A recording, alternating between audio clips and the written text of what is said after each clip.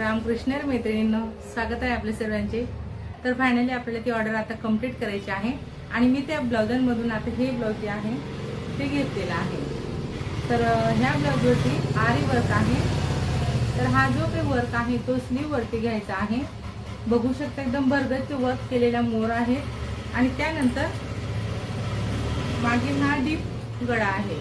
ठीक आहे, डीप मध्ये गोल असा नेकचा आपला वर्क आलेला आहे। त्यानंतर हा फ्रंट नेक आहे आणि ब्लाउज पीसचा व्हिडिओ मी तुम्हाला साइडला लावून दिलेला आहे। तर बघा, आता हा जो काही डीप गळा आहे तर यामध्ये आपण काही पॅटर्न ऍड करू शकतो का? एखाद ब्रायडलची बघा ब्लाउजची उंची कमी असते किंवा कोणाकोणाला गळे जास्त डीप नकोय, मग आपण यामध्ये कशा पद्धतीने चेंजेस करू शकतो। तर हेच मी तुम्हाला ह्या ब्लाउजच्या संपूर्ण व्हिडिओत दाखवणार आहे आणि त्यासोबत ह्या ब्लाउजला आपण कप्स लावून शिवून घेणार आहे। पूर्ण एंडिंग पर्यंत बघा, स्किप न करता, तेव्हाच तुम्हाला कळणार आहे की आरी वर्कच्या ब्लाउजचे देखील आपण गळे छोटे करू शकतो आणि ते देखील एकदम फिनिशिंग मध्ये। तर मी तुम्हाला सर्वात सोपी पद्धत आजच्या ह्या व्हिडिओत दाखवणार आहे। व्हिडिओला स्किप न करता पूर्ण बघा। थोडा तरी फायदेशीर वाटला तर व्हिडिओला मात्र नक्कीच लाईक करा, शेअर करा, कमेंट करा। चॅनलवर नवीन असणार, पहिल्यांदाच माझे व्हिडिओ बघणार तर चॅनलला सबस्क्राईब करा, सोबत बेल आयकॉन क्लिक करून ऑल सेट करा रोजचे असे छान व्हिडिओ पाहण्यासाठी। तर हे बघा, ह्या ब्लाउज मध्ये आपण कप्स अटॅच करणार आणि ब्लाउज असा आरी वर्कचं ज्या वेळेस तुमच्याकडे येत असेल तेव्हा तुम्हाला सर्वप्रथम गळ्याची रुंदी मोजून घ्यायची आहे किती येते आणि त्यानंतर मग आपण फ्रंट गळ्याची देखील आपण गळ्याची रुंदी मोजून घेणार। ठीक आहे, एवढे आपल्याला माप घ्यायची आहेत आणि मग त्यानंतर आता आपण आपल्या ब्रायडलच्या मापानुसार इथं ब्लाउजची माप टाकून घेणार आहेत। सर्वप्रथम मी बॅक पार्टची मार्किंग करते। नेहमीप्रमाणे उंची प्लस 1 इंच घेतलेला आहे आणि इथं बघा, जो गळा मी मोजून घेतला, गळ्याची रुंदी किती आहे त्याच्या निम्मे प्लस 3 इंच शोल्डर, असं माझे इथं टोटल शोल्डर आलेलं आहे 5.5 ते 6 इंचाचं। खाली मी छातीच्या चौथा प्लस 2 इंच घेत असे माप करून घेतलेला आहे आणि मुंड्याचा आकार दिला गेला। आता इथं आपण फ्रंट पार्टची मार्किंग करणार। जसं की मी नेहमी तुम्ही बघत असणार, प्रिन्सेस कटमध्ये आपण कप्स अटॅच करणार आहेत। आजच्या ह्या ब्लाउजमध्ये प्रिन्सेस कटमध्ये मी तुम्हाला कप्स अटॅच दाखवणार आहे। त्यासोबत आरी वर्कचं ब्लाउज आहे संपूर्ण। तर मग कशा पद्धतीने स्टिचिंग करता येईल आणि बॅकनेकचा जो आहे आपला बॅकनेक तो मोठा आलेला, तर त्याला आपण लहान करणार, तर कशा पद्धतीने लहान करायचा, कारण आरी वर्क जो आहे ना तो जर का आपण कट केला तर मग तो पूर्ण वर्क निघून येतो, म्हणून त्याला कट न करता लहान करायचा आहे। खूप महत्त्वाचं पार्ट मी तुम्हाला आजच्या ह्या व्हिडिओत दाखवणार आहे। इथं बघा, टक्स पॉइंट प्लस 1 इंच घेत हे टोटल जे आहे ना मार्किंग फ्रंट पार्टची, याचे 26 व्हिडिओ मी तुमच्यासोबत शेअर केलेले आहेत। तुम्ही नसतील बघितले तर नक्कीच बघा। सर्व साईजसाठी मी प्रिन्सेस कट कशा पद्धतीने मार्किंग केला जातो याची एकदम डिटेलमध्ये माहिती तुम्हाला दिलेली आहे। आणि नेहमीचे तुम्ही व्हिडिओ बघत असणार तर तुमच्या लक्षात येत असेल की एकदम सिंपल अशा पद्धतीत मी तुम्हाला प्रिन्सेस कटची मार्किंग दाखवते। ते देखील एकदम डायरेक्ट कापडवरती मी मार्किंग करत असते आणि ब्लाउज एकदम तंतोतंत फिटिंगला येत असतात कस्टमर्सला। ठीक आहे, आता माझी इथं फ्रंट पार्टची देखील मार्किंग झालेली आहे। स्लीव मी नंतर कटिंग करणार आहे, आधी बॅक आणि फ्रंट कटिंग करते।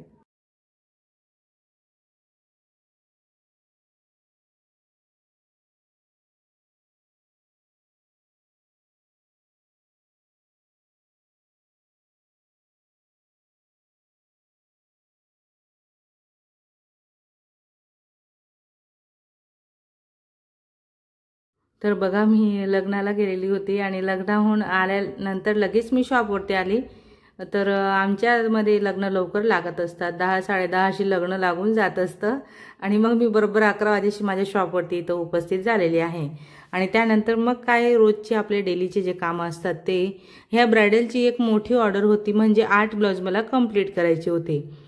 त्यातून मी हे आरी वर्कचं ब्लाउजची स्पेशल कटिंग आणि स्टिचिंग तुमच्यासोबत शेअर करते। तर ह्याच ब्रायडलचं एक ब्लाउज मी तुम्हाला संपूर्ण कटिंग आपल्या लाईव्ह मध्ये दाखवलेले आहे। सोमवारच्या लाईव्ह मध्ये मी तुमच्यासोबत ह्या ब्रायडलचं एक ब्लाउज संपूर्ण तुमच्यासोबत शेअर केला आहे। त्यामध्ये संपूर्ण ब्लाउजची कटिंग प्लस मी तुम्हाला फ्रंट पार्टला कप्स कसे अटॅच केले जातात याची सविस्तर माहिती मी तुम्हाला त्या लाईव्ह मध्ये दिलेली आहे।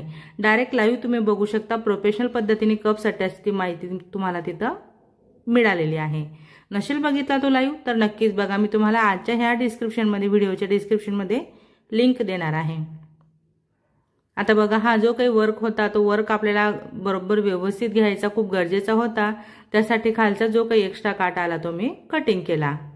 आणि फ्रंट पार्टसाठी बघा, एक पार्ट आपला आलेलं असतं जे की उजव्या बाजूचे असतं, दिसणारी बाजू असते, आणि तेच मी आधी कटिंग केलं।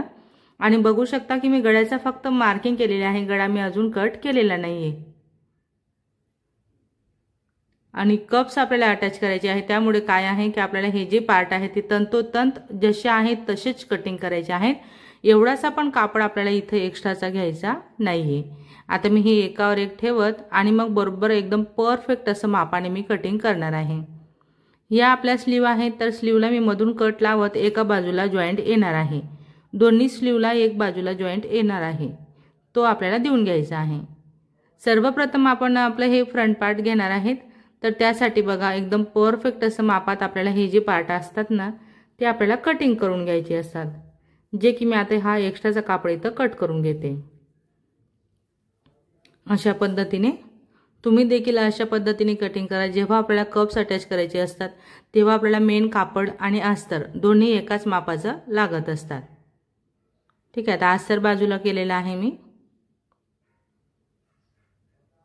त्यानंतर आपण दोन्ही पार्टला व्यवस्थित असं अस्तर मॅच करणार की जेणेकरून आपल्या एका बाजूची तर होणारच नाही, कारण आपला एक बाजूला बरोबर गळ्यावरती मार्क आपला जो आहे तो वर्क आलेला आहे, आरी वर्क। आणि बघा, आता मी फायनली गळा कटिंग केला आणि इथं मी असं स्टिचिंग करून घेते।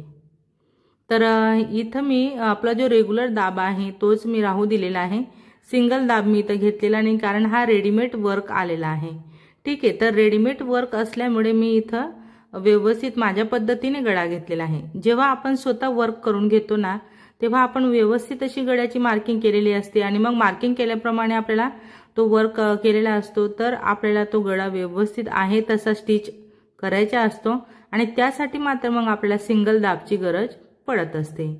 इथं आपला हा रेडीमेडचे वर्क आहे, तर याला थोडंसं कापड आपण सोडलेलं आहे आणि अशा पद्धतीने मी हा जो काही आहे तो गळा घेतलेला आहे।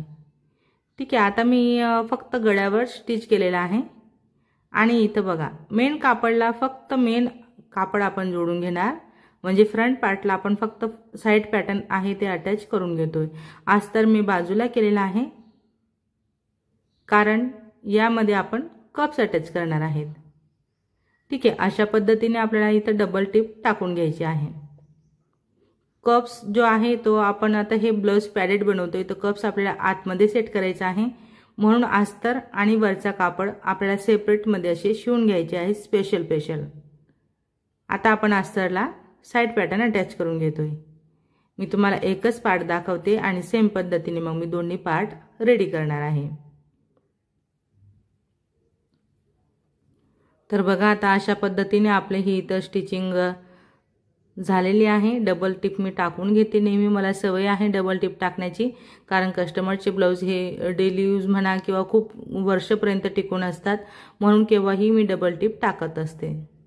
आता बघा, हा जो काही पार्ट आहे इथं मी 2.5 वरती पॉइंट लावला आणि कप्स जो आहे तो असा व्यवस्थित घेतलेला आहे। त्याला मी बरोबर सेंटरला एक मार्किंग केलेली आहे आणि 2.5 पासून पुढे आपण हा जो कप्स आहे तो व्यवस्थित सरळ असा अटॅच करून घेतोय। जो आपला टक्स आहे ना प्रिन्सेस कटचा, तिथंच आपण या कप्सला असं व्यवस्थित सेट केलेला आहे स्टिचिंगच्या मदतीने। आता आपण वरचं पार्ट टाकून घेतलेला आहे आणि व्यवस्थित असं आपण अस्तर जे आहे ते संपूर्ण अस्तर आणि मेन कापड एकमेकाला स्टिचिंग करून घेणार। त्यासाठी कप्सवरती आपल्याला हात ठेवायचा आहे, असं फ्लॅट करत मग आपण संपूर्ण अस्तर असं स्टिच करून घेतोय।